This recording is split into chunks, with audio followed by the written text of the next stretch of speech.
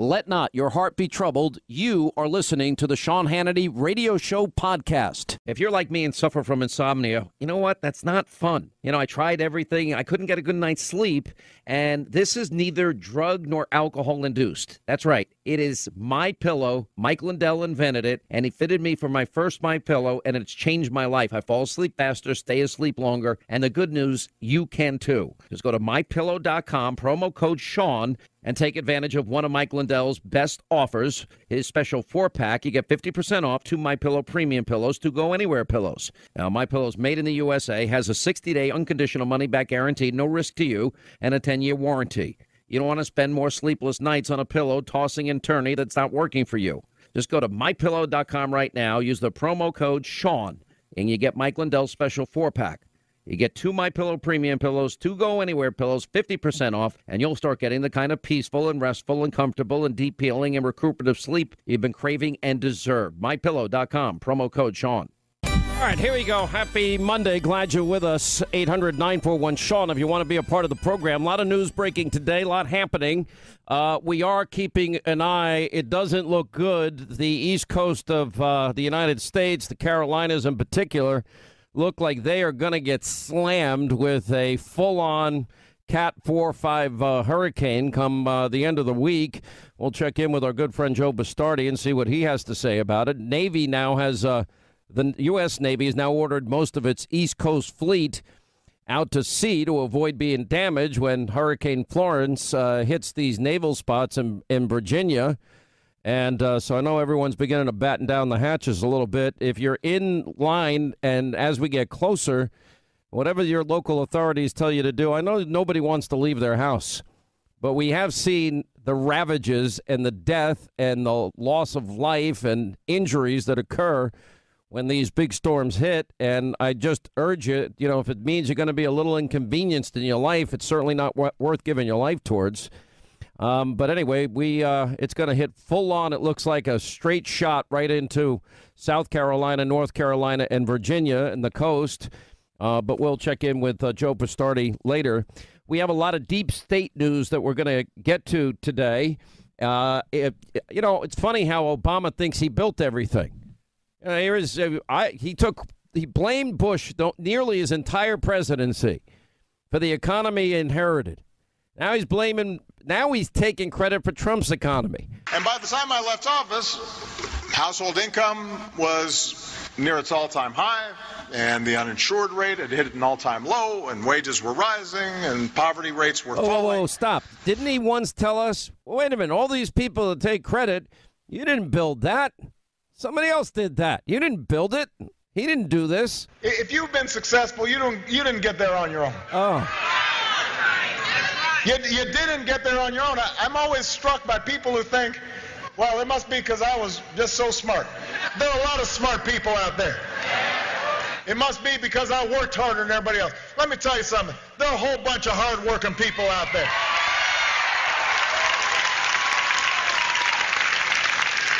If you were successful, somebody along the line gave you some help.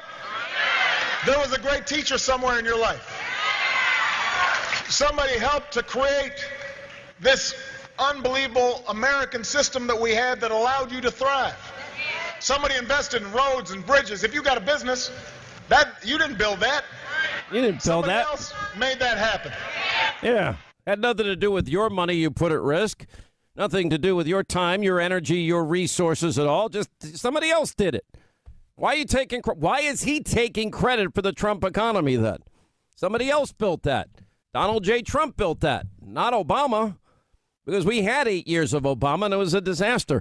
For all the press that has been around that speech that he gave on Friday, and if Democrats are kind of counting on Obama and his return to the campaign trail to be their big salvation for victory, and he's going to be the author of the big blue wave this November, they might be in for some disappointment. When Obama spoke at the Anaheim Convention Center in California, this is Friday night. And according to the convention center's own website, they can accommodate an audience of 7,500 people. Only 750 people showed up, according to estimates, and that's according to the Democrats' own Think Progress website. The interest in hearing an ex-failed president tell more lies was pretty low, and 90% of the Anaheim Convention Center was pretty empty. And contrast that with the average Trump rallies with 20,000 people inside, another 5 or 10,000 outside. Anyway, according to the far-left John Podesta group, Think Progress, only 750 people showed up to Obama's fundraising rally at the Anaheim Convention Center, and where Obama delivered a short speech centered on unity and the politics of hope. Oh, then he trashes Republicans and Trump throughout most of the speech. And if you think that's bad, by the way, I got to thank Maxine Waters. I've been telling you that Maxine Waters is being told by other Democrats, shush, don't say the word impeachment. Don't do it. Impeach 45. Yeah, just stop. You got to stop. Impeach 45. Claiming my time. Stop. You can't do that. Anyway, so Maxine Waters is speaking this weekend, and as she's saying all of this, it's interesting. She's admitting what I suspected and now is proven to be true. Is all these Democrats that want to talk about impeachment are told not to talk about impeachment, but they plan on impeachment anyway. They're just telling her, shush, we're going to do it. Just shush up about it. And how do I know? Here's Maxine Waters. When I compare what you're doing with what we have in Washington, D.C., in the highest office of the land, I wake up in the middle of the night and all I can think about is I'm going to get him. I'm going to get him. We should not think about how somebody else is going to deal with. This is all of our fight. Yeah. And every day I say, I'm in this fight. Yeah. I'm in this fight and I'm not going to move. And as you know, there's a difference in how some of our leadership talk about how we should handle all of this. They say, Maxine, please don't say impeachment Don't anymore. say it. And when they say that, I say impeachment, impeachment, impeachment, impeachment, impeachment, impeachment, Impeachment. Impeachment. Anyway, but that's what their plan is. And then, of course, they want open borders. They want to eliminate ICE. And then on top of that, they want the crumbs back. And on top of that, they want to keep Obamacare. Then they want endless investigations into Trump, but not the deep state. So we know what their agenda is. The question is, do you want all progress to stop? Because that's what this is going to turn out to be. I mean, Democrats can't help themselves. Every 2 and 4 years, Republicans are racist, sexist, homophobic, xenophobic, Islamophobic. They want dirty air and water. And, of course, Republicans, they want to kill children and Granny. They want to throw her over a cliff. You have one Democratic House candidate warning there are Nazis in the Trump White House. Now, it took more than a few Democratic candidates who hope to be a part of the blue wave that have kind of gone off the deep end. And you're getting some primary wins that nobody expected, like in New York, Alexandria Ocasio-Cortez, and up in Boston, Rachel Rollins, nominated to run for DA. She wants to decriminalize shoplifting. That's going to protect the stores. And in Michigan, you have another House candidate vowing to cut off all U.S. aid to Israel. And there's even a House candidate in Illinois who says the Trump White House is packed to the gills with Nazis, according to the Daily Caller. Of course, it's not true, but when was that ever going to stop a Democrat from, in an election year, saying horrible, untruthful things? Obama referred to himself 102 times during this speech in 64 minutes. That's got to be a record even for him. You know, do you want Nancy Pelosi to be your speaker? Do you want her to be in charge of Congress? Are you ready for endless investigations? We do have some deep state news that we want to share with you. We're on the verge of now breaking this whole thing wide open. We think that this week, maybe even as early as today at some point, that the president will declassify the FISA warrant applications, the 302s as they relate to Bruce Orr and Christopher Steele, the Gang of Eight information that was shared but not disseminated to the public. I have not seen any of these items, but I am told that when I ask, what is it on a scale of 1 to 10, I am told repeatedly it's a 9 or a 10, and that everything will be exposed for what it is. We have some information beginning to dribble out a little bit. I know that Congressman Mark Meadows sent a letter to Rod Rosenstein, And it says, as you may know, we recently received a new production of documents from the department providing greater insight into the FBI DOJ activity during the 2016 election and the early stages of the Trump administration.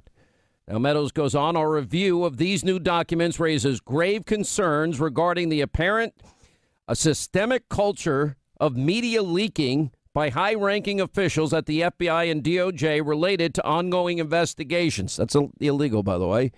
Review of these new documents suggests a coordinated effort on the part of the FBI and the DOJ to release information to the public domain potentially harmful to President Donald Trump, his administration. For example, the following text exchange should lead a reasonable person to question whether there was a sincere desire to investigate wrongdoing or to place derogatory information in the media to justify a continued probe.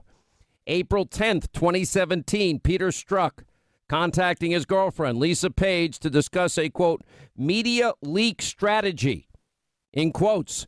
Specifically, the text says, I had literally just gone from this phone to tell you I want to talk to you about media leak strategy with DOJ before you go. So that's the FBI and the DOJ colluding to leak information that's damaging to Trump. Then Strzok congratulates Page on a job well done while referring to two derogatory articles about Carter Page. In the next text, by the way, Carter Page is on TV tonight. In the next text, Strzok warns Page two articles are coming out, one of which is worse than the other about Lisa's namesake. And Strzok added, well done, Page. Now, while these two messages alone are troubling enough, events surrounding these interactions call the motives of the investigative team into question.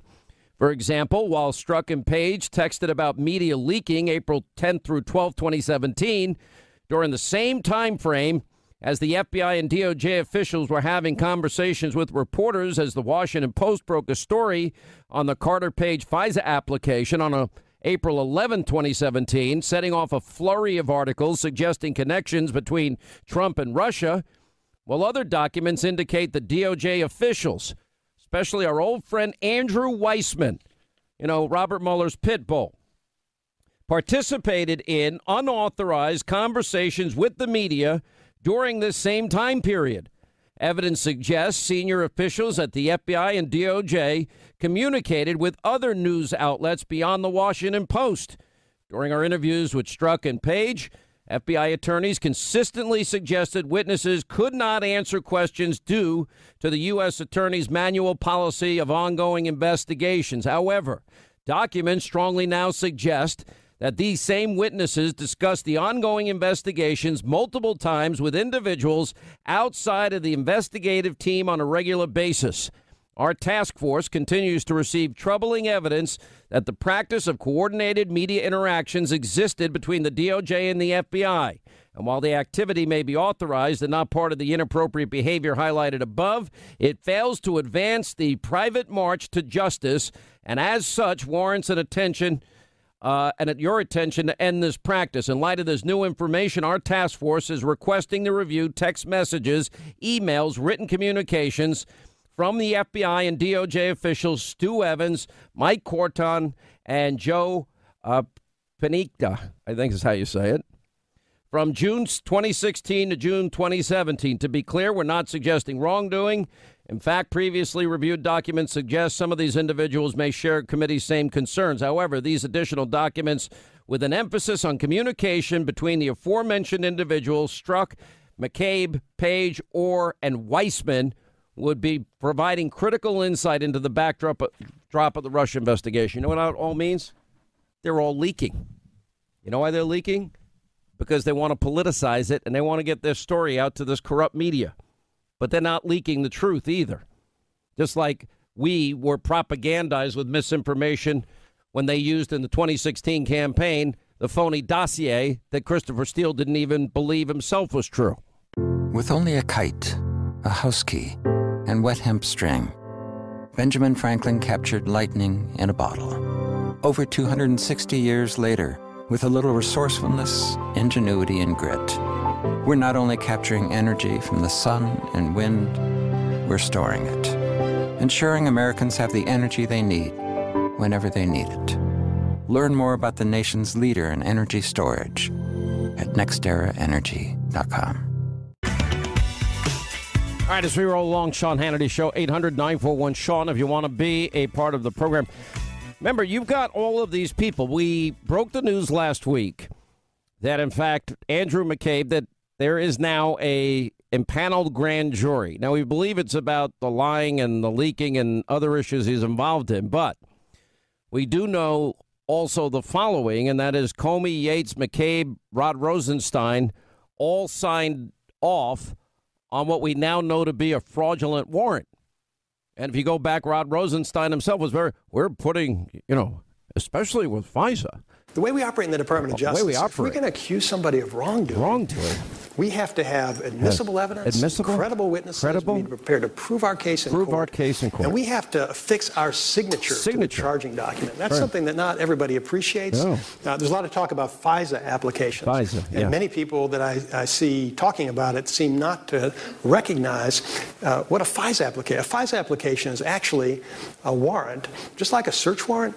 In order to get a FISA search warrant, you need an affidavit signed by a career federal law enforcement officer who swears that the information in the affidavit is true and correct to the best of his knowledge and belief. Best of the knowledge. And that's the way we operate. It's not true.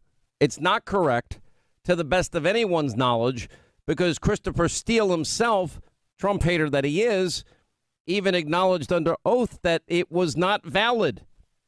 Nobody did any vetting of the bulk of the information provided to the FISA courts. A massive fraud was committed on these courts. And I'm just wondering, when do we ever get to speak to the FISA court judges in this case? They all signed off on the misleading FISA applications. And more importantly, if we had played out what Rod Rosenstein was saying, is if they find out later that something's not true, which we now know is not true, they never went back to fix it either. And the question is, I've never met a judge in my life that likes being lied to or being disrespected. 800-941-SEAN is our number. You want to be a part of the program. When we come back, Hurricane Florence is about to hit the Carolinas and Virginia hard. We'll get an update. Joe Bastardi, weatherbell.com. All right, 25 till the top of the hour. We have a major Cat 4, maybe turning into a Cat 5 hurricane, hitting and slamming the coast of the Carolinas, North Carolina, South Carolina, Virginia, towards the end of the week. A lot going on. It's now intensified and picked up a lot of strength as it's out in the Atlantic. And it's now likely going to hit on Thursday, not Friday. We had first thought it would be Friday. We now have the first mandatory evacuations beginning, especially for the Outer Banks of North Carolina. And it is, if you're on the East Coast in that zone, well, now's the time you got to develop or firm up your hurricane preparedness. Look, I know everybody finds this to be very inconvenient. I know it's a pain in the neck, but your life is worth more than whatever effort you're going to put in to defending your family and, frankly, your stuff. It means you got to go get extra wood. One of the things, Home Depot is usually really good about this. They'll spot that a hurricane is potentially hitting an area, and they just start trucking in tons of extra plywood for everybody. They usually do a very good job. And extra flashlights and extra batteries and all the stuff that everybody's going to need, extra generators and all that sort of thing. The Navy, if you think they're taking it seriously, they now have ordered their warships out of the area to avoid hurricane damage. It's just smart. Joe Bastardi, weatherbell.com. Looks like Thursday, not Friday. How are you, sir? Yeah, well, we've good, Sean. I'm sorry, I'm all chomping at the bit over here. We've had this since Thursday. As a matter of fact, you talk about these big box companies. We have retail companies. It's September 2nd. And you could go back and look at what we did at Weatherbell. Said this is coming. And September 5th, we started with the track, and the track is right there. The North Carolina, near Cape Fear, is where we've always had it. Hurricane Center is now there. So this is coming, folks, and it's going to be as far as the North Carolina coast goes, where this is going to hit. It's going to be the worst hurricane as bad as Hugo, which hit down Charleston as far as the Carolinas go, as bad as Hazel, 1954, as far as intensity, but there's an added twist to this. Once it goes inland, it's not going to move fast. Hugo moved very quickly through that area, and Hazel just ran up the Well, correct me if I'm wrong, because I remember Hugo. It destroyed how many homes in the Charleston area? It just slammed Charleston. I don't know. I don't know exactly the number. And Hugo actually hit a little north of Charleston. Gracie in '59 hit right at Charleston. That was a major hurricane. But this is going to me. I think it's between Myrtle Beach and Cape Lookout, specifically that area around Cape Fear, which is Wilmington. And what is going to happen here is there's two parts of this storm. There will be the destruction along the coast because of the intensity of this. Like I said, for the Carolinas, this could beat Hugo or Hazel as far as intensity goes. But then it gets inland over those mountains of North Carolina and southwest Virginia, and there may be 3 to 4 feet of rainfall there over a 4-day period. Now, you take Richmond, for instance. Richmond may get 4 or 5 inches of rain, but when you look at what happened in Richmond in Agnes and Camille, where it rained in the mountains, Richmond went underwater. The James River flooded. And all those rivers from the New River southward, which is a little bit further north up toward Fredericksburg, all the way down to the Petey River in South Carolina, every one of these rivers has a shot at breaking their record high levels over the weekend and early next week. So it's a two-pronged system, and when you put it together, the combination of the immense power of this storm hitting along the coast and the fact that you're going to get all this rain, this is likely to be a top 5 costly storm for the United States, and perhaps the cost. In fact, I do think it will be the costliest storm when you total up South Carolina, North Carolina, and Virginia. I think it will be the costliest storm on record. Wow. So that means we're talking about a lot of damage. But more importantly, when you're looking at winds and sustained winds like this, over 130 miles an hour, and it's going a lot slower than, say, Hugo did. And Hugo really, there was a lot of damage that was created back then. You're talking about major potential loss of life here. Well, yeah, people got to get out of the way. And again, look, folks, I don't want you to think there's anything mysterious. Again, I know what happens is the week of the storm, everybody picks up on it. But you could see this come even in the preseason, even our preseason forecast, where we had all the red painted in the Northwest Atlantic this year, as opposed to the deep tropics, the areas that we were most concerned about these storms. So there's nothing really mysterious about the pattern. It's just this one broke through and has got a free ride right to the coast. And by the way, I don't want to ignore people in Texas. Texas coastal bend, I believe you're going to have a tropical storm there Thursday night into Friday. And I think you're looking at more like 10 to 20 inches of rain in there from Corpus down to Brownsville, perhaps up to Galveston. The wind won't be as bad there, of course, as what it's going to be with Florence. But you could have 2 storms hitting at once. And the last time we sort of saw that so close together, 67, we had Doria come into the Mid-Atlantic states. You're going to start talking about storms from the 1920s again? That's what you always do. Well, no. But what happens is when we have folks that know these and the emergency preparedness. My father was born in the 1920s. He's not been around for 23 years. You're killing me. Right. You're going to be nearly 100 years old. There's not many 100-year-old people that remember storms from the 1920s.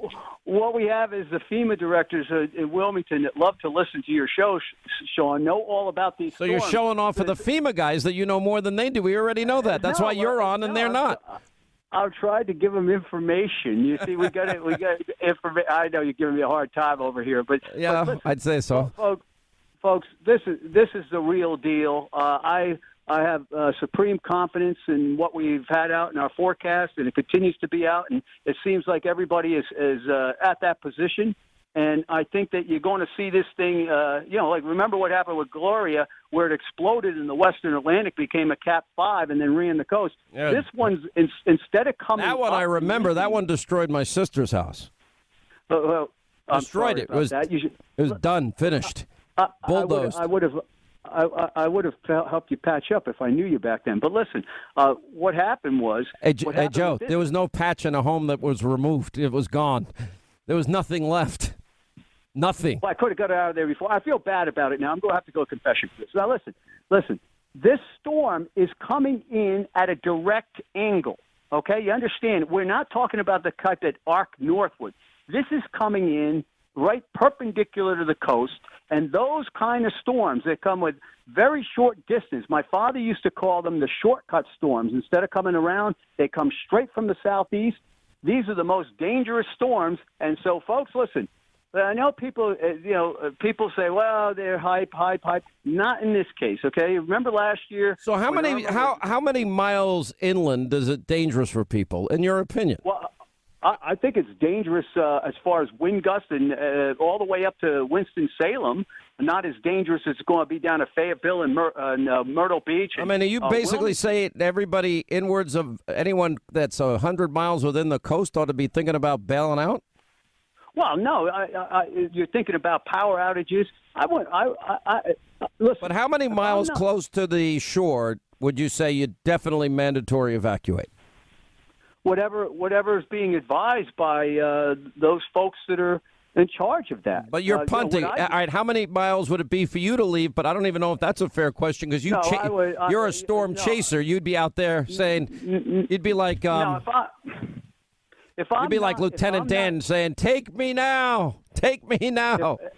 Let's say for me, I'd be expecting power outages all the way up to Charlotte and Winston-Salem and those places, but I'd be saying, well, I'm going to have to put up without power for a while. If I am living anywhere near a river that could go 20 feet above flood stage, which is what you're looking at with this, I'm out of there. If you're living, that's the other thing, too. I want to emphasize that river flooding.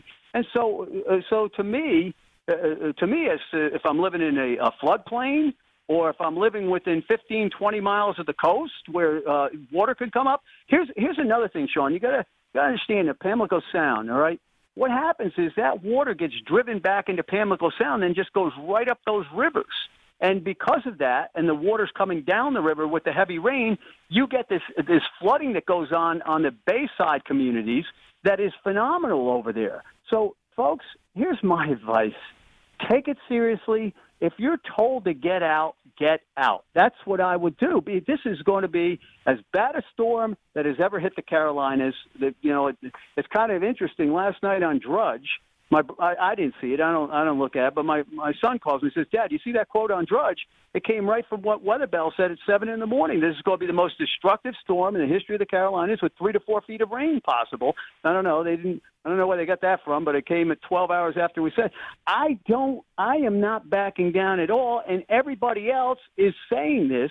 So, folks, this is the real deal. Every once in a while, you're just saying that you just said it first, and you're saying that this is the real deal. This is going to be a bad storm. Yeah, and Sean, the reason I'm saying that is because, as you know, and you and I talk a lot of times, there are certain patterns that set up, and you can see things as clear as a nose on my Italian face, okay?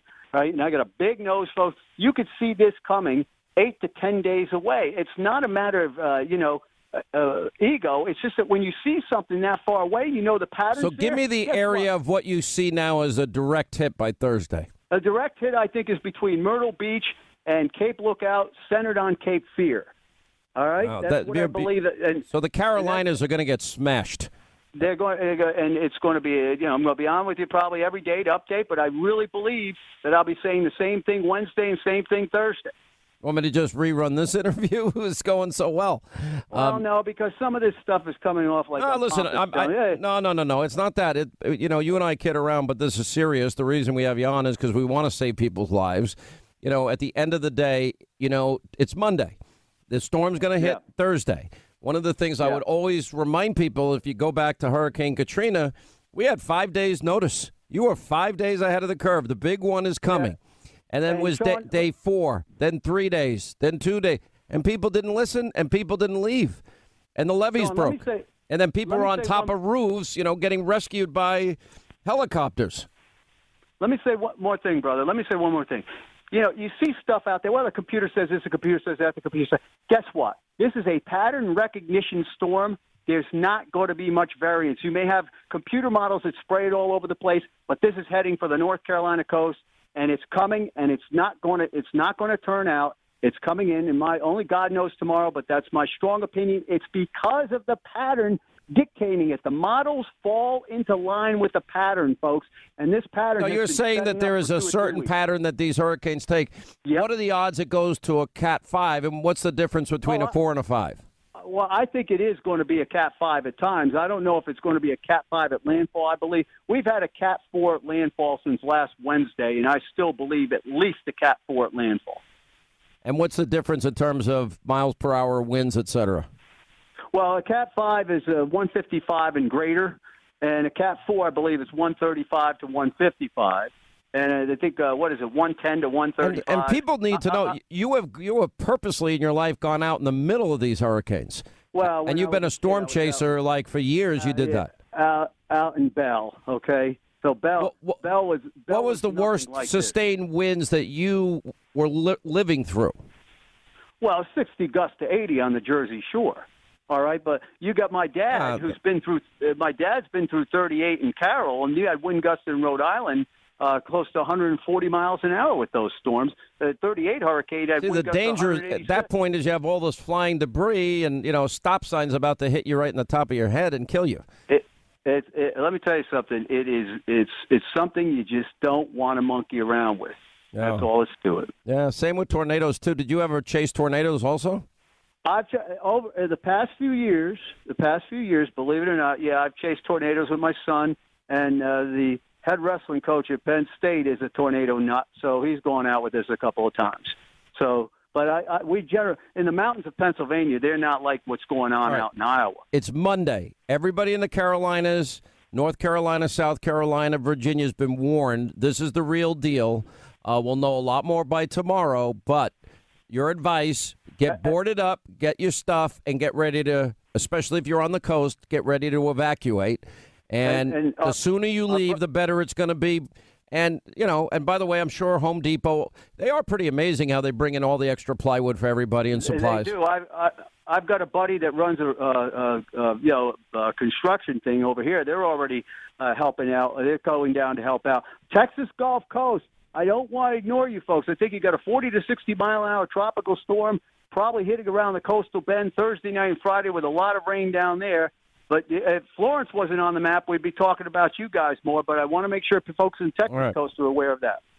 Joe Bastardi, weatherbell.com, the official weatherman of the Sean Hannity radio show. Thank you. We'll talk all week, Joe, and our thoughts and prayers go out to our friends. Please take it seriously. We're just joking around, but this is serious. This is the real deal. Protect your family, protect your home, and this is a pattern. It's coming. There's no doubt it's coming. It's on its way. Get ready. All right, is the president going to declassify and send out the unredacted versions of the FISA warrants, the Gang of Eight information that we never got a chance to see, and the 302s that we've been waiting for that could blow this whole thing up?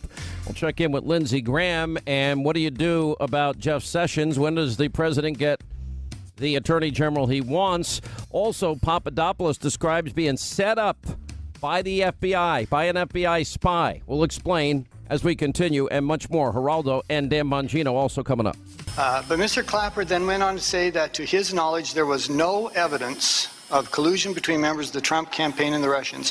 We did not conclude any evidence in our report. And when I say our report, that is the NSA, FBI, and CIA, with my office, the Director of National Intelligence, that had any reflection of collusion between the members of the Trump campaign and the Russians. There was no evidence of that in our report. Was Mr. Clapper wrong when he said that? I think he's right about characterizing the report, which you all have read. We did not include any evidence in our report, and I say our, that's NSA, FBI, and CIA, with my office, the Director of National Intelligence, that had any reflection of collusion between members of the Trump campaign and the Russians. There was no evidence of that included in our report. Have you seen anything, either intelligence briefings, anything to back up any of the accusations that you've made? They have the documentation that they did the hacking. The hacking. On the DNC. Right. And on some of us, that have. But the collusion, though? No, we have not. Do you have evidence that there was, in fact, collusion? Yeah, we have evidence. Oh, except we don't have evidence.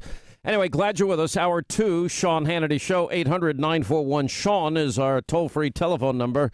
Now 500 days into this colossal mess, and it could now become another Comey, except this time a Mueller situation, if they, in fact, release a report or information on the eve of an election.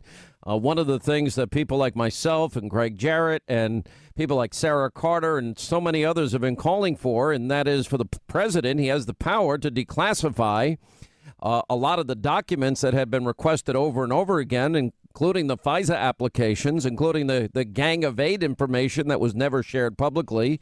There are a bunch of 302s now that we know that there was this tight relationship between Christopher Steele and Bruce Orr, and it appears now some of that information was headed right into special counsel Robert Mueller's office vis-a-vis Andrew Weissman, who, by the way, is back in the news today.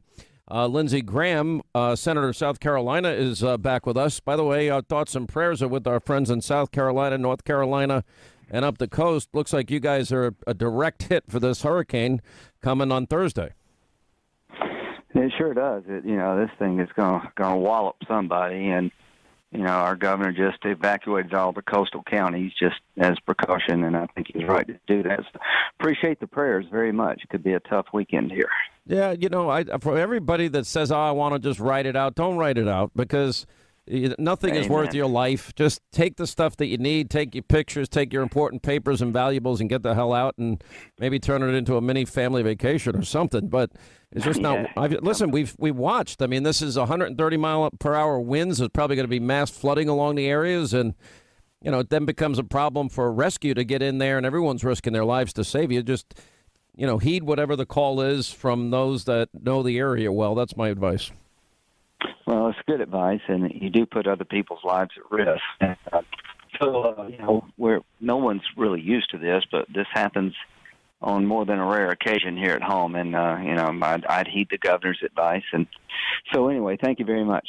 Let's go to you. A couple of things, as you have been calling for the president to declassify. Yes.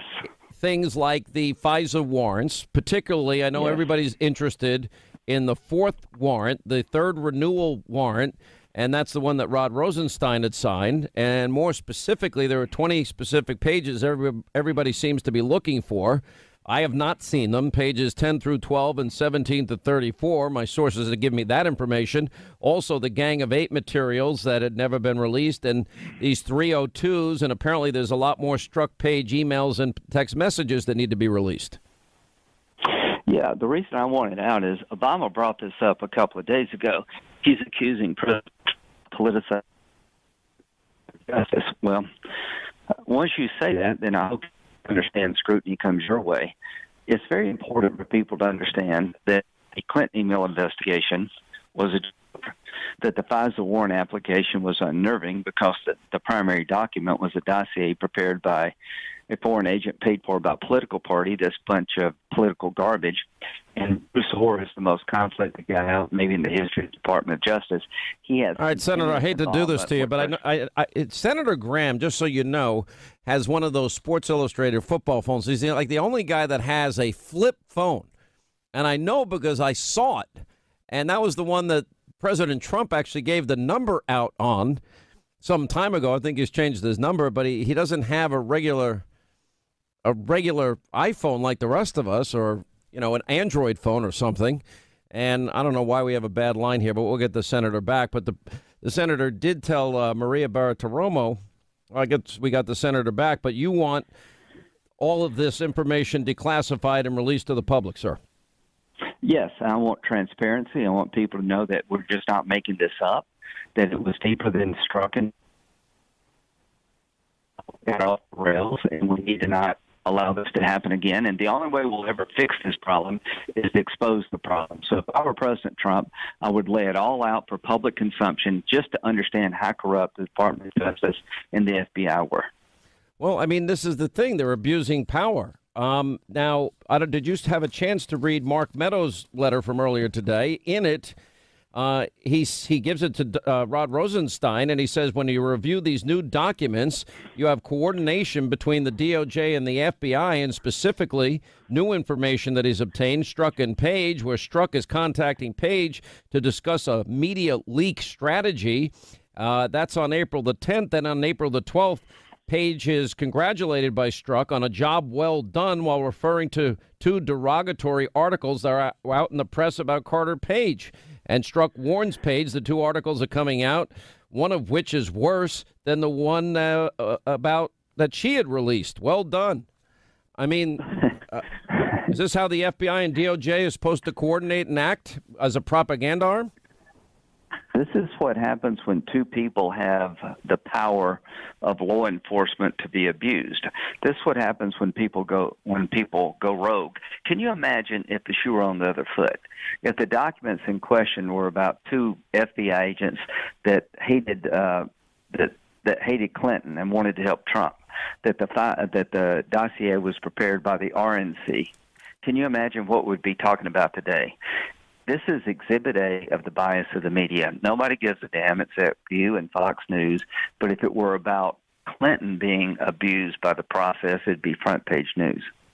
We now have discovered all of this contact between Christopher Steele and Bruce Orr, the fourth highest ranking official of the Justice Department at the time. He's since been demoted twice. Why he has a job, I don't know. And his wife, Nellie, worked at Fusion GPS. But this is what we know. Steele was scared to death about Senator Grassley's committee. 2 days before James Comey was to testify, Steele is writing Orr, hoping the firewalls, plural, will hold, whatever that means, and that also he feared being exposed. And then he said something that really scared the living daylights out of me. And remember, Steele, in an interrogatory in Great Britain under oath, threat of perjury, he wouldn't stand by his own dossier. But we do know he hated Trump, and he didn't want Trump to be president. Steele is asking Orr whether or not the information he's passed on to Orr got to the special counsel and his contacts at the special counsel, which we now believe are Andrew Weissman. Yeah, the Christopher Steele should disturb everybody. You have Mr. Orr, who's number 4 at DOJ, whose wife is working for the same firm that Mr. Steele works for. They're on the payroll of the DNC and the Clinton campaign. And after the FBI no longer uses because he leaks things to the press in violation of their agreement, Orr continues to talk to him. And there's coordination between Orr and Steele with the express purpose of keeping the case alive and to hide their involvement from the Oversight Committee and Judiciary. This thing stinks to high heaven. If I were President Trump, I would declassify all of this. There's no confidential informant going to be hurt here. There's no national security compromise at all. I wouldn't suggest if there were. Get it out and let the public know how deep this corruption went. McCabe, there's things I can't tell you on the phone. We need to get some stuff out about McCabe. There are things in this whole process for the warrant application that will bother the hell out of you if you ever get to look at it. Well, this is the point.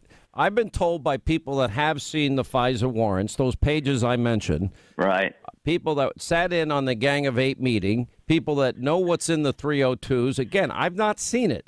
And I asked people that say that they know what's in it to characterize it for me on a scale of 1 to 10. They all say a 9 or a 10, and that this would expose the deep corruption that did exist both in the FBI and the DOJ. Is that true? 1,000%, and I think Obama's given Trump the opening by raising the specter that Trump somehow has politicized the Department of Justice. I've seen no evidence of that, but I see a lot of evidence of the Department of Justice and the FBI colluding to create to get a warrant in a way. I don't know what the FISA court's at, Sean. Why doesn't the FISA court, why aren't they upset that they got a document that was unsubstantiated, that the people who prepared the document were paid for by a political party? I've asked that question a million times. Where are the FISA judges themselves? I don't know. Well, can't we bring them in and have them give testimony, even if it's behind closed doors? I don't know. I may be chairman next year of Judiciary. I don't know. Senator Grassley's done a great job. If he moves to finance and I'm chairman, I want to really dig into how the FISA warrant process works. Every American should be concerned that a warrant was issued against an American citizen, whether you like them or not, based on a document prepared by a foreign agent paid for by a political party, and the court was basically uninformed of that. And the underlying accusations in the dossier still are not proven. Here's a question for Christopher Wray in the Department of Justice, FBI and Department of Justice. How much of the dossier can you corroborate as of today? And the answer is almost none of it.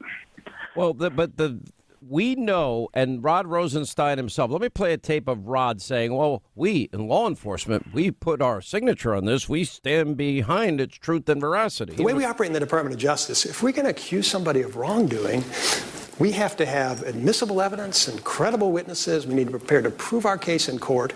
And we have to affix our signature to the charging document. That's something that not everybody appreciates. There's a lot of talk about FISA applications. And many people that I see talking about it seem not to recognize what a FISA application is. A FISA application is actually a warrant, just like a search warrant.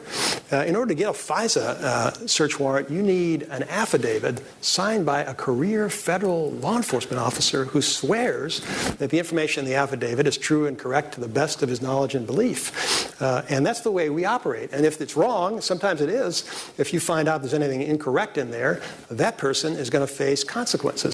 Yeah. I mean, you listen to that, but you're saying we don't know to this day. He signed one of these things. No, we do know. Okay, I'm just going to go and tell you. We do know. There's no corroboration of the dossier at all. You take every paragraph and you go to the FBI and say, can you corroborate this paragraph? And the answer is no. So the underlying document to get a FISA warrant was prepared by Christopher Steele. The affidavit that Rosenstein talked about was an FBI agent and others saying that they had worked with Steele in the past and found him to be reliable. So this is a charade. The document used, the dossier, was prepared by somebody on a payroll of a political party who hated Donald Trump, who had a political bias and was being paid by a political party. None of that went up to the court. All the affidavit says is basically they believe this guy's reliable because he's been reliable in the past. What people don't get is 90% of the FISA applications based on the dossier. If there was a confidential informant working the Trump campaign, they found nothing because the confidential informant was never used as a reason to get a warrant against Carter. Do you think Andrew Weissman should be removed from the special counsel's office? This is why I want to get the documents out. Then I can answer that question, okay? Because fruit of the poisonous tree sort of applies here. If you were involved in preparing a case to the court that violates the rules of the court, should you continue to investigate that matter? So here's the question. Was this Weissman guy interconnected with Orr and Steele and everybody else involved in the early stages of the Russian investigation? Was he part of the paper trail that led to the warrant being issued improperly? If the answer is yes, then he needs to be kicked off. All right, we'll have you back. We're getting close now. Thank you. We'll have a lot more on this tonight on Hannity, 9 Eastern on the Fox News Channel. Greg Jarrett will weigh in on this as well. Pretty explosive developments today. I say it again. That whole situation is a rigged witch hunt. It's a totally rigged deal. They should be looking at the other side. They should be looking at all the people that got fired by them. All of the people that got fired, they should be looking at Bruce Orr and his wife Nellie for dealing with, by the way, indirectly Russians. They should be looking at Steele. They should be looking at all these FBI guys who got fired and demoted. It's a really weird, it's not us. It is a rigged witch hunt. I've said it for a long time. It's my understanding that everything that Bruce Orr did was approved and known to senior Department of Justice officials, coordinated closely with the FBI. So I think this is something that, will have to be looked at. All right, glad you're with us now. 25 till the top of the hour, 800-941-SEAN. That was John Brennan second, and the president rightly saying that, well, we should be looking at Bruce Orr, Nellie Orr, Bruce's relationship with Christopher Steele, FBI agents who are either fired or demoted or quit as a result of all of the controversies that have taken place and the abuse of power that has taken place. How is it that all of this starts with Hillary Clinton getting a free pass and certain FBI agents decide they want her to remain in the race, so they exonerate her knowing that she was guilty of many crimes? Well, that then allows her to move forward, take her money, the DNC money she's controlling, funnel that money through a law firm to Fusion GPS, an op research firm, to hire Christopher Steele, who then gets his Russian sources to give him lies about Donald Trump. And then, of course, all of those lies are disseminated to the American people. The one thing that all these people have in common, if you're talking about Page and Strzok and McCabe and Bruce Orr and Christopher Steele, is that they all hate Donald Trump. That was the one thing they share in common. Maybe now this is the insurance policy we heard about. Then it's used the bulk of information for a FISA warrant and 3 subsequent renewal warrants. Now we know that Christopher Steele and Bruce Orr were talking at length with each other. They had meetings. They had handwritten notes going back and forth. They had text messages. They had emails. And, of course, Christopher Steele is worried that he's going to get exposed. Christopher Steele is concerned that James Comey is testifying, and he hopes the firewalls will hold. And then Christopher Steele is asking Bruce Orr, hey, you getting all my information over to the special counsel, your friends in the special counsel? Well, he doesn't even stand by his own dossier. When it came time for him to testify about it, he said, I don't know if this is true. It's, 50-50. It's only raw intelligence, which is where we find ourselves today on the brink now. The president finally, hopefully, contemplating, reports are that he's going to release the 302s as it relates to Steele and Orr, number one, and number two, that he will release the FISA applications unredacted and declassify them. Anyway, it's the number one book on the New York Times list. It's called The Russian Hoax, The Illicit Scheme to Clear Hillary Clinton and Frame Donald Trump. Greg Jarrett is with us. How are you, sir? I'm well, and every day, you're right, Sean, new evidence comes to light that there was an illicit and I believe highly illegal scheme, not just to clear Hillary Clinton, but to frame Donald Trump. And today, we found out from Congressman Mark Meadows, who sent a letter to the Deputy Attorney General, that he had discovered text messages between Peter Strzok and Lisa Page in which they had a quote-unquote media leak strategy to use information, false information, by the way, to damage Donald Trump. The first text was April 10th of last year. 2 days later, Peter Strzok sends another text message to Lisa Page congratulating her on their successful media leak strategy. In the interim, they had leaked a story to the Washington Post based on completely false information designed to damage Donald Trump, and it was about Carter Page and their illegal FISA warrant to wiretap his phones. So all of this... Every day, it's a new damning piece of evidence about this illicit scheme by the FBI and the Department of Justice. So what we have is these main players actually taking false information. I hate to say this because I have such respect for the FBI, but these particular individuals basically were using lies and propaganda to and funneling this information to the press in this country to lie to the American people, just like the Steele dossier, which was never corroborated or verified, was used to get a FISA warrant and disseminated to the American people to propagandize and purposely misinform them to sway, steal an election. That's correct. And in today's letter by Congressman Meadows, he also identifies Andrew Weissman as part of that illicit scheme. It's a 2-page letter. It'll be interesting to see how Rosenstein responds to it. But Weissman, of course, is the lead lawyer investigating he's the pit bull. Donald Trump. Yeah, he's Mueller's pit bull. But now he's implicated on another front because he's also in contact with Steele and Orr, and Steele is telling Bruce Orr to get the information we believe now to Weissman. Isn't that true?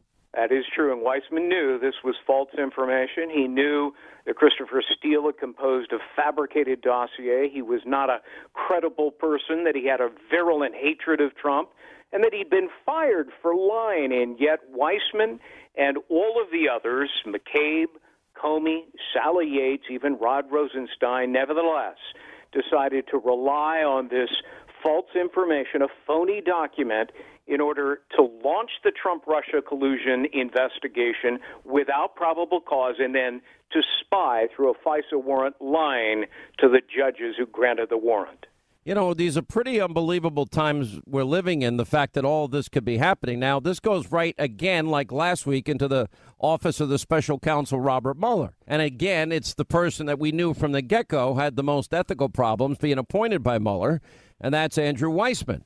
Now, why is Andrew Weissman still on Mueller's team at this point? It is inconceivable. The moment that we learned about a week ago that Weissman was in on this illicit scheme from the very beginning, Mueller should have fired Weissman the way he fired Peter Strzok, because both of them have tainted and corrupted any of the evidence that has been collected during the Now, this is in April of 2017. Is this the same leak that we knew about just prior to Weissman being appointed by Mueller? No, it looks like it was a completely different leak. These are people who are engaging in rampant, prodigious leaks in order to damage Donald Trump. You know, I got to tell you something. If we don't get to the bottom of all this and these people are not held accountable, this is not hyperbole. We're really going to lose it. So let's look at the legal side of it, Greg Jarrett, and let's ask ourselves, all right, who likely in this group of players and characters here in the deep state should be in some type of legal jeopardy, in your view, based on the law? Well, I would put James Comey at the top of the list, not just for stealing government documents and then leaking them to unauthorized individuals to prompt the appointment of the special counsel. He is a longtime good buddy. But, I mean, Comey signed off on that first FISA warrant using unverified information. The FBI regulations specifically state you may only use verified information in a FISA warrant application. He didn't do that. And then you can see Comey along the line several months later frantically trying to cure his illegality by trying to belatedly verify a dossier that, according to the author, was unverifiable. And the more we learn about Christopher Well, let's go back to May this past year, because Rod Rosenstein, we know he signed the third renewal application, the final FISA warrant of 4. We know Comey signed one. We know Yates signed one. Who else do we know signed one? Dana Puente. So you've got McCabe, Yates, Comey, and Rosenstein. Those are the principal individuals who signed off on this. And so all of them, as I identify in the book, The Russian Hoax, are legally in jeopardy for 6 different felony violations, including perjury, because it was under penalty of perjury, and it appears they were lying to the judges, but also a statute called abuse of power. You're depriving somebody of their constitutional rights illegally, and that's a crime. And so, you know, there are others. A conspiracy to defraud the government, you're defrauding the court. And as you and I've talked before, Sean, it's just unbelievable to me that these FISA judges haven't held a show cause hearing to have these officials at the FBI, the Department of Justice, account for themselves. My only explanation is these judges are embarrassed that they did not scrutinize the documents submitted by the likes of Comey and McCabe. There was no hearing. Turns out these were paper submissions. We just found that out a week ago. So they simply looked at the documents. Who knows if they actually read them? They trusted the veracity of the information contained therein, based on the representations of Comey, McCabe, Sally Yates, and Rod Rosenstein. It's just turning justice on its head. It really is. I think, though, now we're struggling with when will the president declassify and unredact not only the FISA warrant applications, particularly the last one, and particularly pages 10 through 12 and 17 through 34. Those are the 20 pages everybody keeps talking about. I've never seen them. Do you have any idea what's in them? Well, I am told by a source who has intimate knowledge of them that they are damning of the FBI and the Department of Justice. Well, I've heard that too, but in what way is it damning? It will show a level of astonishing corruption of how they abuse the law to investigate Trump, to wiretap his campaign. And these documents, I'm told, will demonstrate that the president was victimized by the Department of Justice and the FBI. All right, we got to take a break. We'll come back. 800-941-SEAN is our toll-free telephone number. You want to be a part of the program as we continue with Greg Jarrett. His book, by the way, New York Times #1 bestseller, The Russian Hoax, The Illicit Scheme to Clear Hillary Clinton, Frame Donald Trump. We also have a lot of other news that we're going to get to at the top of the hour.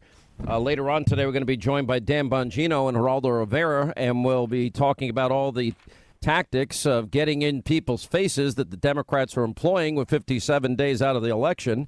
All And as we continue, Greg Jarrett is with us.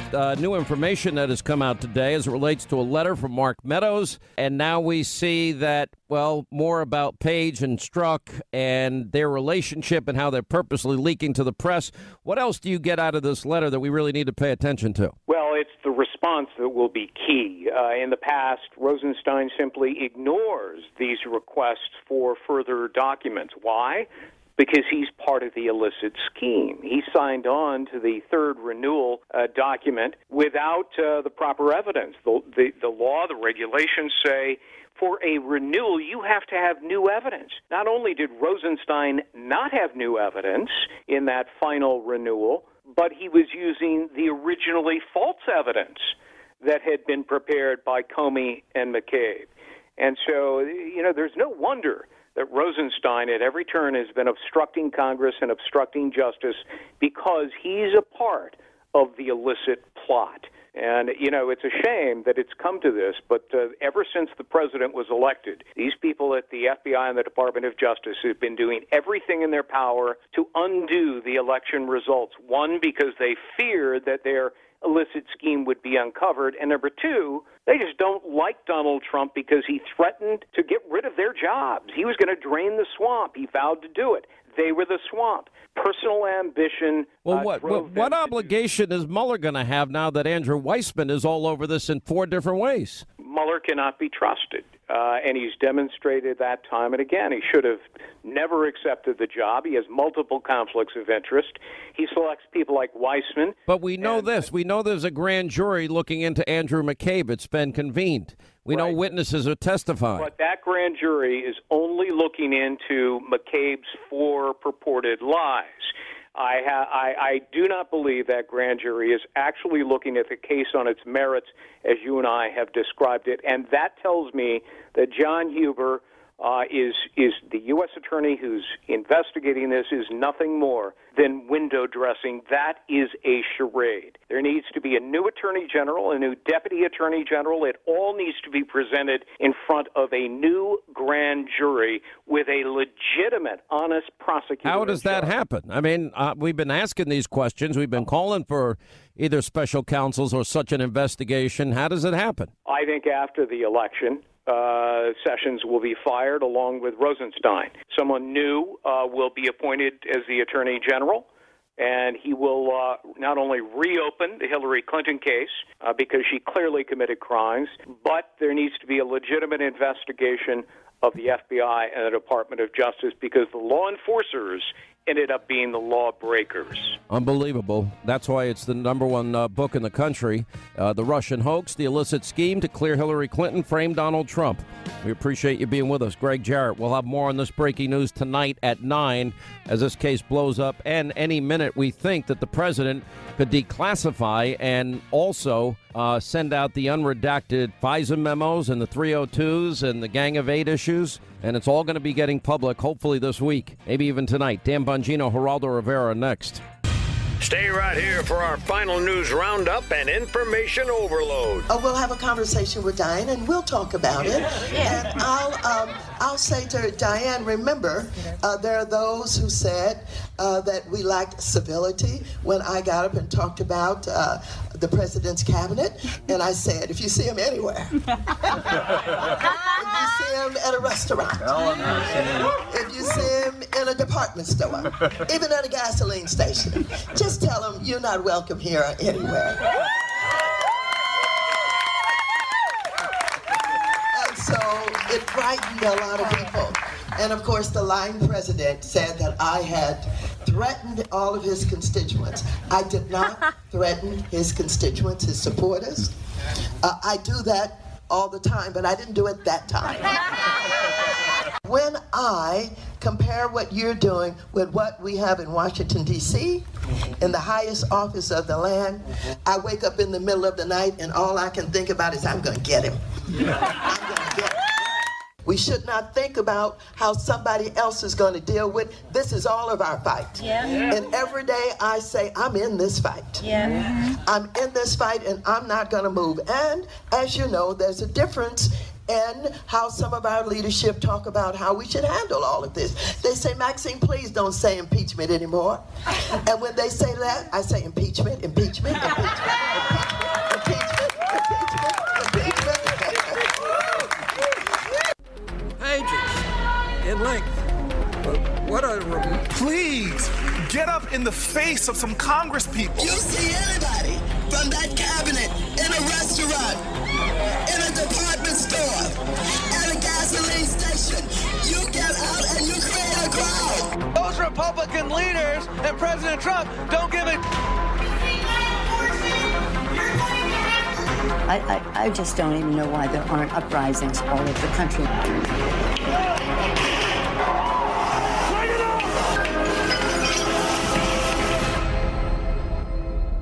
And that's what you get in 57 days if the Democrats take back the House. They're getting more shrill, more angry, and more absolutely extreme as they push their way to try to get control of the U.S. House of Representatives. 57 days till Election Day. I've been saying that they're talking about impeachment, but Maxine Waters confirmed what I have been telling you.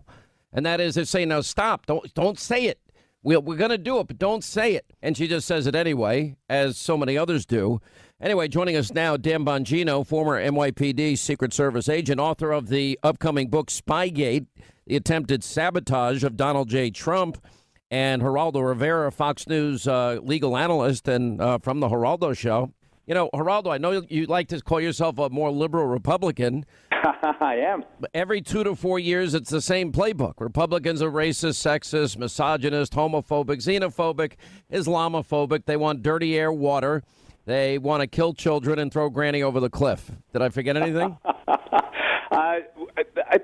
Every election. But the point is, and I think the real point is, that Congresswoman Maxine Waters, and we just heard her, is inciting violence, is inciting physical confrontation. She's inciting for trying to get people to violate the civil rights of those who oppose her political points of view. It is exactly the reason why there will not be a blue wave in November, I think, Sean. It's too early to tell. I don't have a good feel for it yet. I think it could go either way. Because I'm not getting the sense that people fully, completely understand it's not just about impeachment. It's about endless investigations into Trump and his family and Trump and his family to the point where it will become ungovernable in Washington, D.C. All progress will end. They're not running on anything for the betterment of the American people, the forgotten men and women. There's nothing positive that they say they're going to do for the country. But they want open borders. They want to get rid of ICE. They want to keep Obamacare. They want their crumbs back. They want to impeach the president. And that's pretty much all they talk about. Dan Bongino. Yeah, Sean, they're in real trouble right now. I mean, think about the predicament they're in with the economy. I mean, we know people vote on aspirational good things, right? People don't vote for negative stuff. In other words, they don't vote on an anti-agenda. They vote on an agenda. But here's the problem they have, Sean. When it comes to the tax cuts that even, the most irrational economists are coming around to acknowledge played some role in this turnaround of the economy, there are no Democrats that voted for it. So what are you going to do? What are you going to run on when people are seeing these job opportunities open up? They're getting raises for the first time. They're taking vacations. They're buying a new car. What are you going to run on as a Democrat? So you can't run on an anti-agenda like, hey, listen, that's all bad stuff. The economy's terrible. This is awful. Vote for me, Joey Bag of Donuts. It's not going to work that way. So what they have to do is they have to enrage people. And that's where this Maxine Waters hyper-aggressive, super confrontational form of politics comes in. They think they're going to gin up their base by doing this. But it's already happening. Look at Secretary Nielsen and Sarah Sanders and Pam Bondi and, get in their faces and confront them in grocery stores and the mall and when they're eating. I mean, they're saying to people to do that. Now, that's not going to end well, because I can tell you right now, if you happen to go to the wrong table and Geraldo is sitting there, it's not going to end very well. It's not going to end very well at all if anyone physically confronts me or anyone I am with.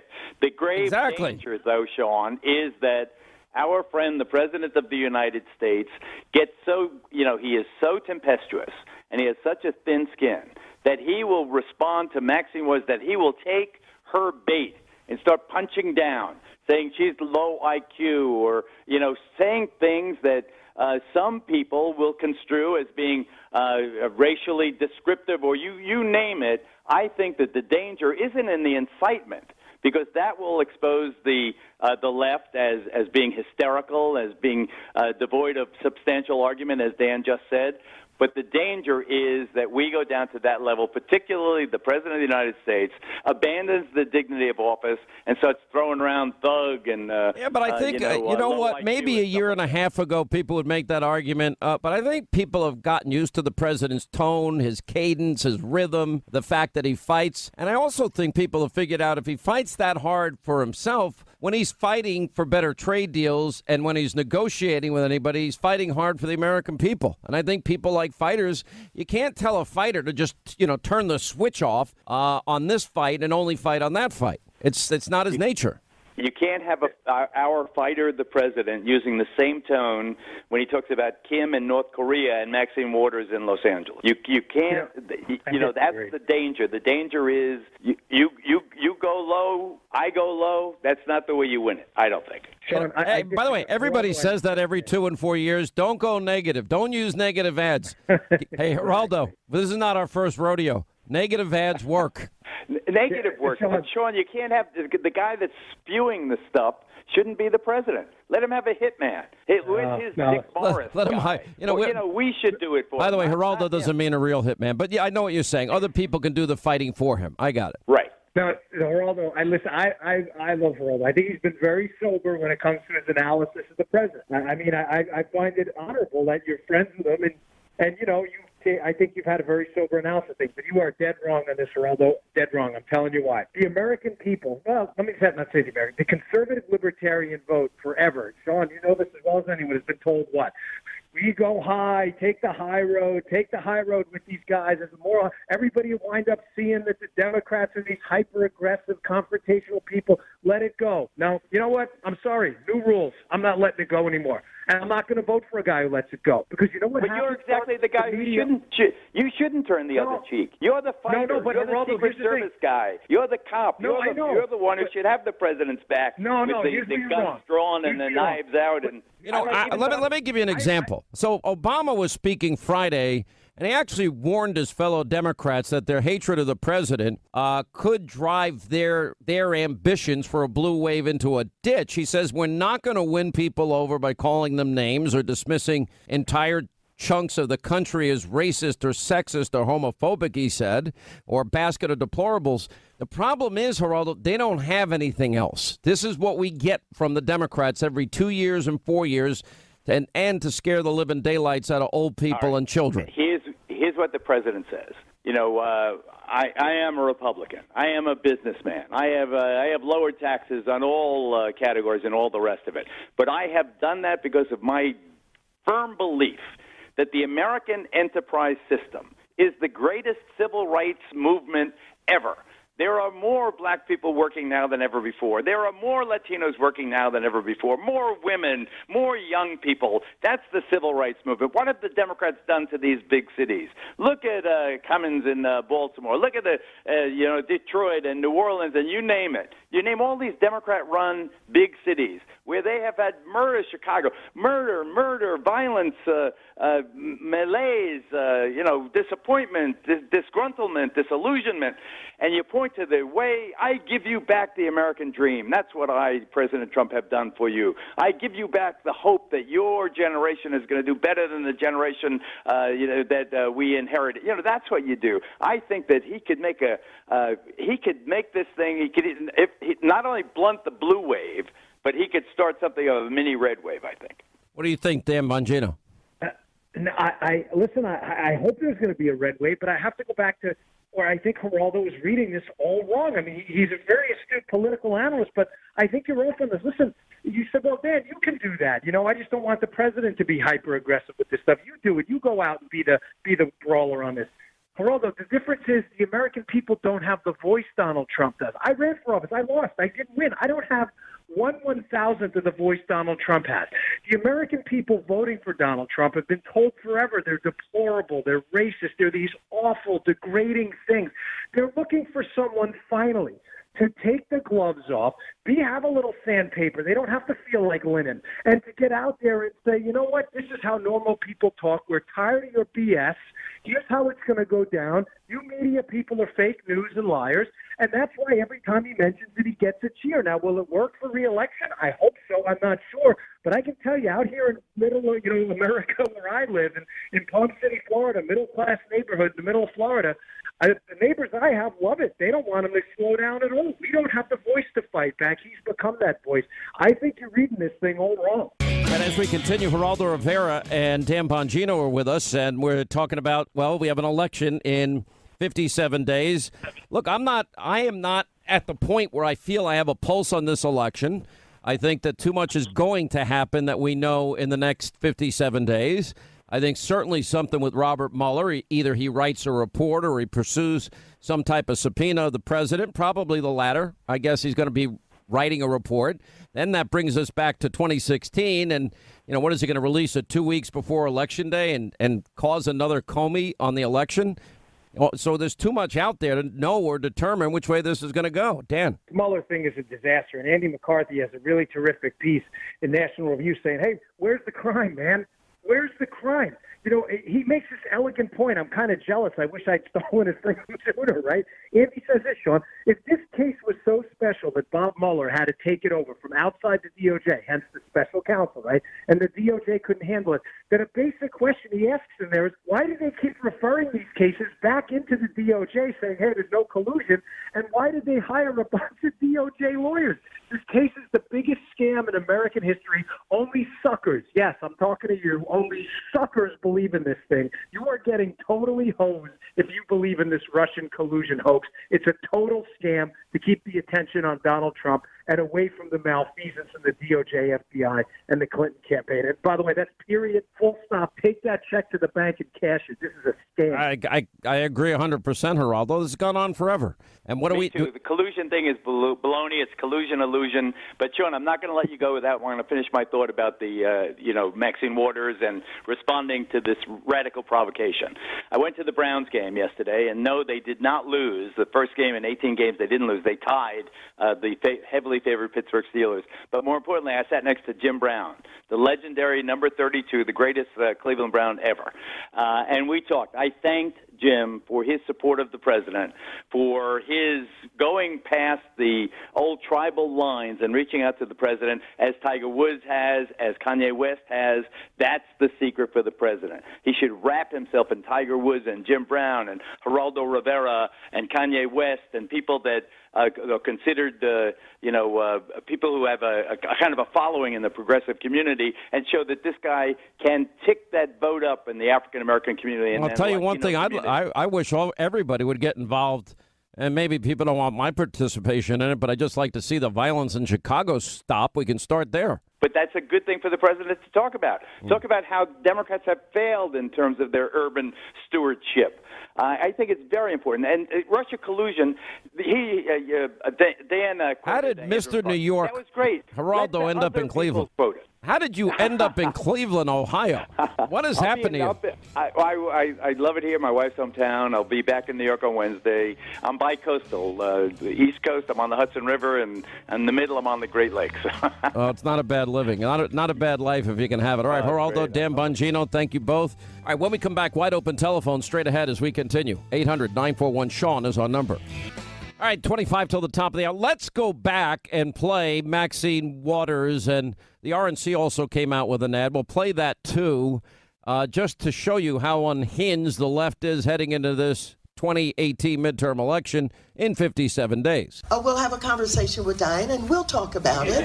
And I'll say to her, Diane, remember, there are those who said that we lacked civility when I got up and talked about the president's cabinet. And I said, if you see him anywhere, if you see him at a restaurant, if you see him in a department store, even at a gasoline station, just tell him you're not welcome here or anywhere. And so it frightened a lot of people. And of course, the lying president said that I had threatened all of his constituents. I did not threaten his constituents, his supporters. I do that all the time, but I didn't do it that time. When I compare what you're doing with what we have in Washington, D.C., in the highest office of the land, I wake up in the middle of the night and all I can think about is I'm going to get him. I'm going to get him. We should not think about how somebody else is going to deal with. This is all of our fight. Yeah. And every day I say, I'm in this fight. Yeah. I'm in this fight and I'm not going to move. And as you know, there's a difference in how some of our leadership talk about how we should handle all of this. They say, Maxine, please don't say impeachment anymore.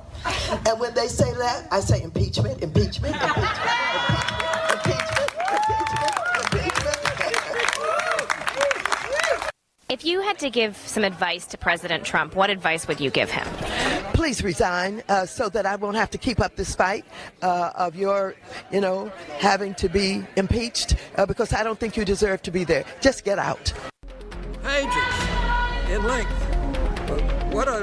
Please, get up in the face of some Congress people. You see anybody from that cabinet in a restaurant, in a department store, at a gasoline station, you get out and you create a crowd. Those Republican leaders and President Trump don't give it. I just don't even know why there aren't uprisings all over the country.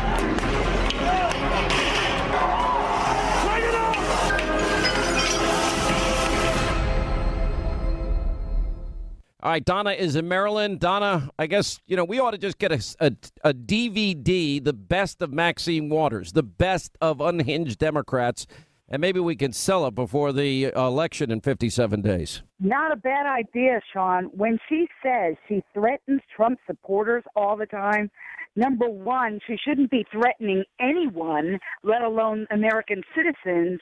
And she's trying to do what we used to call back in the Alabama days, crawfishing her way out of her violent rhetoric. She's not believable, and for that matter, neither is Barack Hussein Obama, who is trying to retrieve something he lost a long time ago.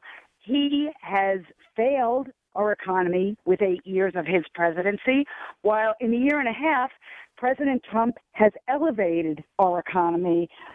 His ship sailed a long time ago. The left is desperate, and they're pulling out all the stops. But I believe it will backfire on them in the end.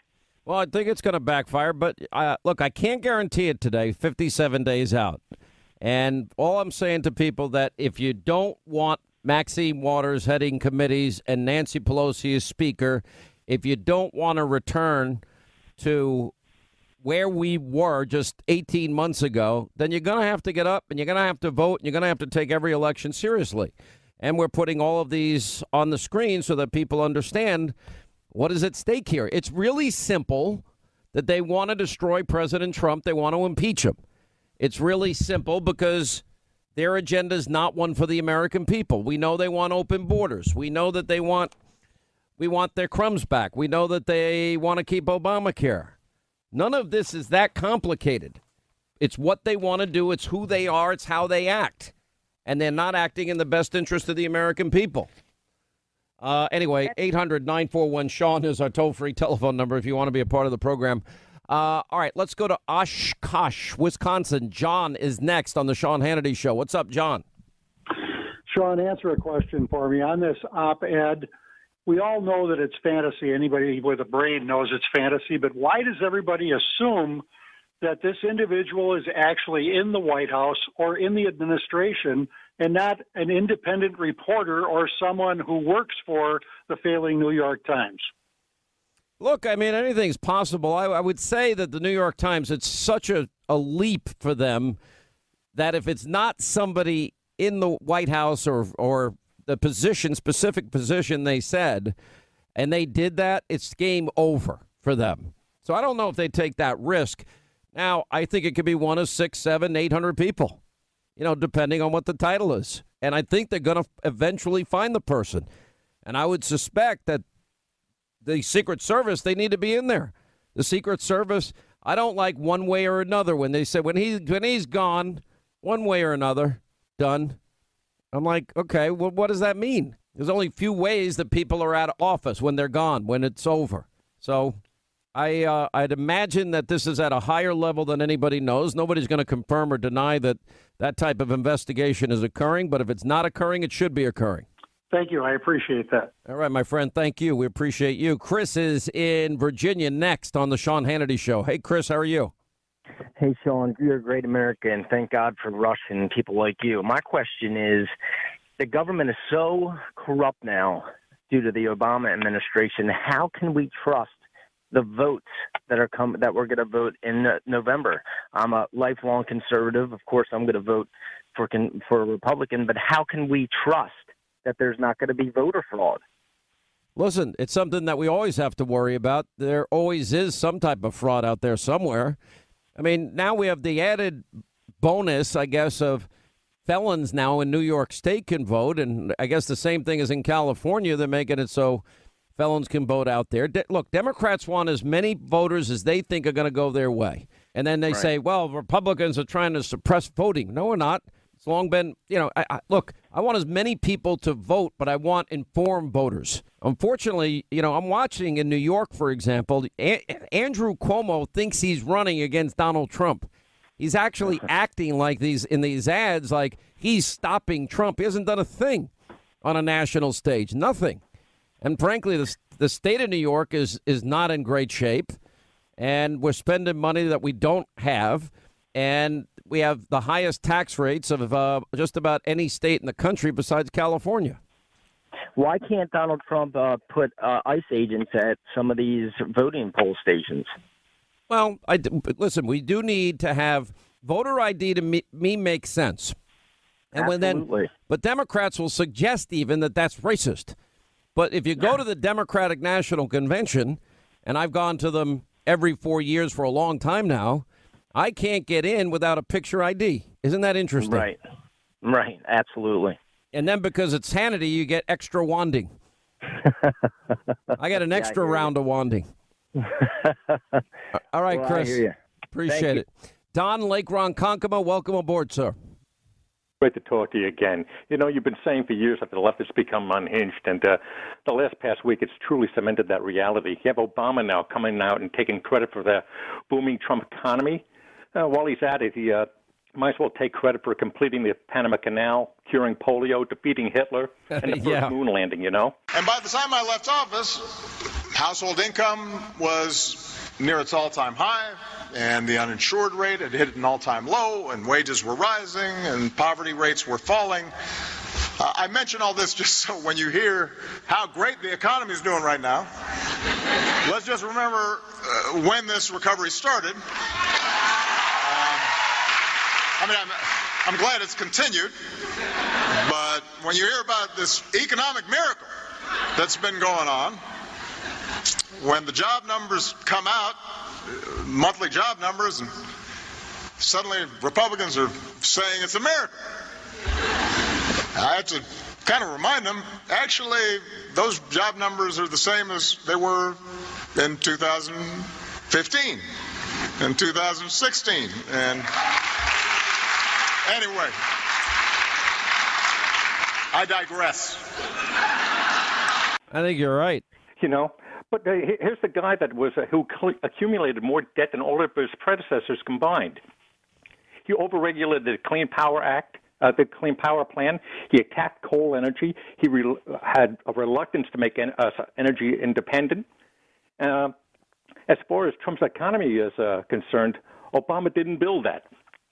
Yeah, well, Obama didn't build any of it. I mean, think of it this. He blamed Bush for 8 years. Yep. He has his own track record of 8 years, and now he's taking credit for the success that happened post him.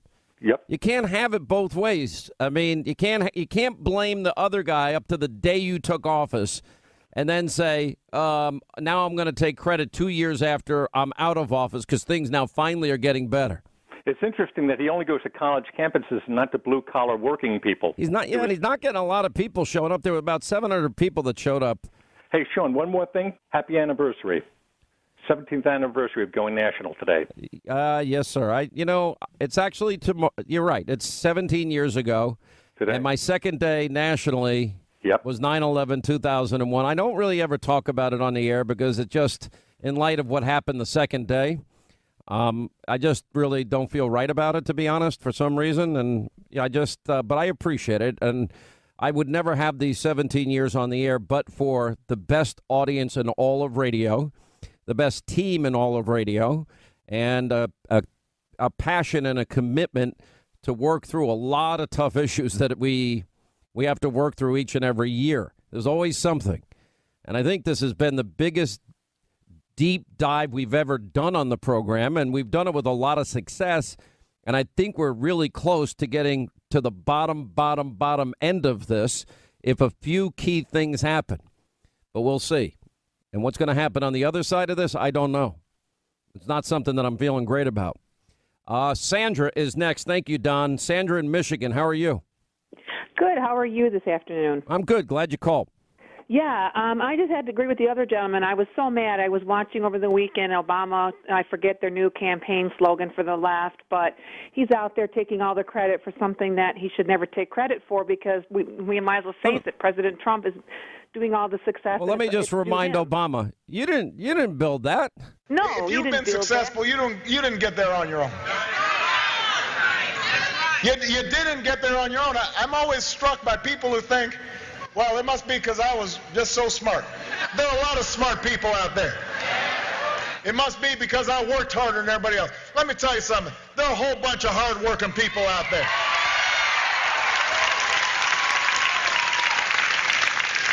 If you were successful, somebody along the line gave you some help. There was a great teacher somewhere in your life. Somebody helped to create this unbelievable American system that we had that allowed you to thrive. Somebody invested in roads and bridges. If you got a business, you didn't build that. Somebody else made that happen. You didn't build that, Mr. Obama. Somebody else built that. His name is Donald Trump. He's so arrogant and proud, he still thinks he's the president. What past president goes on tours and takes credit for the other president's achievements 2 years later? Yeah, I know. Who does that? Nobody I know except for Mr. Obama. All right, Sandra, good call. Appreciate it. As we say hi to Michael is in Hudson County, New York. Michael. Hey, good afternoon, Sean. How are you? I'm good. How are you, sir? Good. But Sean, I got to tell you, it's very unsettling to see that there is absolutely zero accountability for the Democrats. I mean, case in point, Cory Booker violated the law and should have been ousted. But the Republicans are not supporting Trump and ousting this man. Yet anything he does, he's under a microscope, and they are attacking everything. I mean, when are the Republicans going to unite and stop this constant nonsense against the president? If they're ever going to do it, now's the time to do it. And I'll tell you why. Because we had an election in 57 days. I don't feel the sense of urgency that gives me a level of comfort that people understand that this is really bad and that we better fix it. I don't have that yet. And until I get it, I'm going to be, somewhat skeptical about what the outcome's going to be. But 57 days, a lot's going to happen between now and then. All right, Hannity tonight, 9 Eastern on the Fox News Channel. Carter Page responds to all the news about the DOJ and FBI. We have Sarah Carter, Greg Jarrett. Janine Pirro, Alan Dershowitz, Andy McCarthy, Sebastian Gorka, and Tammy Bruce. It's all happening tonight at 9. Set your DVR, Hannity, on the Fox News Channel. We'll see you tonight. Back here tomorrow.